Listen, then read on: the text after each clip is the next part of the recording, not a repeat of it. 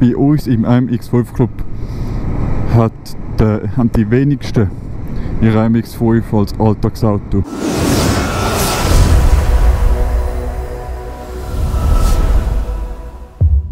Ja, hallo liebe Zuschauer und herzlich willkommen zum neuesten Video.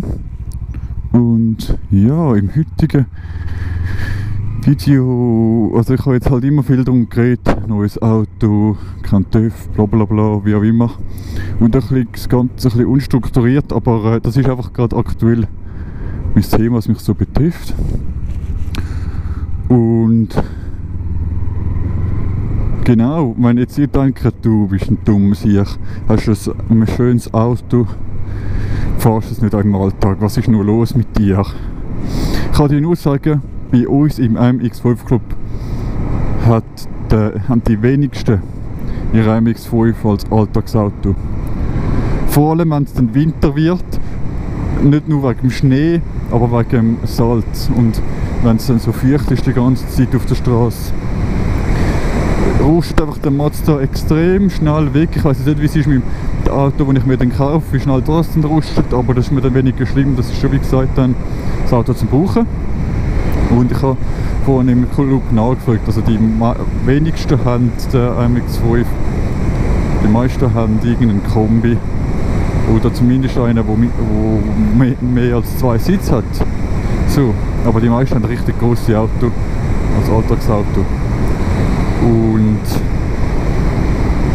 ja, für mich ist das Ziel auch so, ich wollte das haben, dass wirklich der MX5 wirklich ein Spassauto ist. So. Ich kann auch den am Alltag brauchen, das ist ein absolut kein Ding, werde ich wahrscheinlich auch machen. Aber ich denke, man wird es dann sehen beim Spritmonitor, dass ziemlich viel Sprit dann ins Alltagsauto reinfließt und somit ich mache jetzt irgendeinen MX5 und somit weniger in MX5 hineingeht. Ich fahre nicht auch mit, dann gehe ich heim und dann fahre ich mit dem MX5 dann auch noch rum. So, das werde ich dann ziemlich sicher nicht machen. Ja, einfach so viel zu dem, wie jeder, wenn jetzt irgendjemand denkt, was ist mit dir los? Was meine Überlegung ist einfach, ich habe ja noch einen Oldtimer, der aber aktuell nicht eingelöst ist, weil der ist schon lange MFK nötig und dann haben wir dann den abgemolden. Ich würde es jetzt einfach so machen, dass ich mein Alltagsauto und den MX5 auf der gleichen Nummer habe, und wenn dann mein Oldtimer, mein Audi wieder kommt, dass ich dann der Audi eine einzelne Nummer mache. Dass der Audi eine einzelne Nummer hat. Ich weiß jetzt nicht, wie es ist mit Abmelden, mit Anmelden, ob das finanziell einen Unterschied macht, ob ich den über den Winter abmelden sollte. Haben wir ja nie gemacht, muss ich ganz ehrlich sagen. Haben wir nie gemacht. Aber vielleicht mal Elika retour. Vielleicht ist das ja auch sinnvoll, weißt du? Vielleicht. Und ja. Ich habe mir zuerst überlegt, dass ich das Alltagsauto eine neue Nummer nehme, aber so schnell wird der Audi, denke ich, nicht auf der Straße sein. Darum tue ich einfach mein Alltagsauto. Ich gehe Richtung Winterthur wieder. Da werde ich einfach jetzt die 2 Autos, die ich jetzt habe, in dem Sinne auf eine Nummer nehmen. Aber ich muss es machen. Das Blöde ist, ich habe einen A3 gehabt und habe den verkauft wegen Mazda. Abgesehen davon, dass ich das Geld gebraucht habe.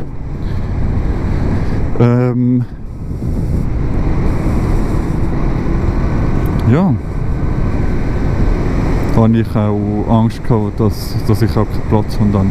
Aber ich muss es jetzt machen, weil stell dir das mal vor, logisch, es ist mir auch klar, dass es Leute gibt, die haben Alltagsauto irgendeinen, ich weiß nicht was, wie viel das die für das Auto ausgeben, dass die zahlen, ist mir auch klar, aber ich muss dir vorstellen, du hast ein Auto, hast ganz schön gemacht, neu lackiert,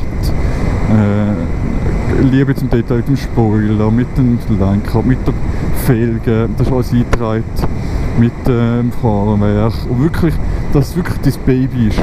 So, da ist wirklich viel Geld investiert, viel Zeit, viel Aufwand, viel Liebe Viele denken ja gerade das Geld, aber es hat nicht nur mit dem Geld zu tun. Und dann fährst du jeden Tag und kannst es gar nicht mehr geniessen. Und vor allem bei jedem Wetter, weißt du, was ich meine? Der wird dann schon ziemlich gefickt. Und ich habe bis jetzt Glück gehabt, dass eigentlich noch nichts gross darunter gelitten hat, so wie ich das gesehen habe. Es ist noch nicht gross darunter gelitten. Und darum wollte ich einfach dich auf die Seite stellen. Die Hai, der steht da gut. Vielleicht soll ich ihn auch noch abdecken, wie auch immer.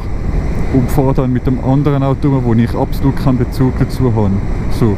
Ich würde dann ziemlich schnell wahrscheinlich einen Bezug wieder darauf aufbauen, so wie ich mich kenne. Aber wird nicht so schlimm sein, weil ich will dort keinen unnötigen Rappen investieren. So, ins Auto selber. Vielleicht kaufen wir irgendeinen Handyhalter oder einen Getränkehalter oder so etwas, was nützlich ist, aber ich würde dort kein Geld in Fahrwerk oder in sonst etwas investieren. Also von dem her, weißt du, verstehst du, wie ich das meine? Ich wollte mein Mazda will verkaufen. Also erstens mal hänge ich am Auto, ich bin im Club, verkaufen sowieso nicht, wer mich kennt.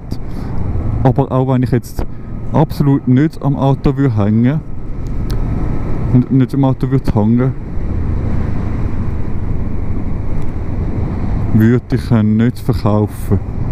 Weil wenn ich den verkaufe, der Verlust ist zu groß. Ich meine, die Autos sind, ja, ich meine, es verkaufst das Auto nicht, ich würde das Auto wahrscheinlich nicht mal für 5000 los bekommen. Also ja, vielleicht würde ich ihn für 5000 Franken los haben, aber ich meine, ich habe schon weit über 5000 investiert.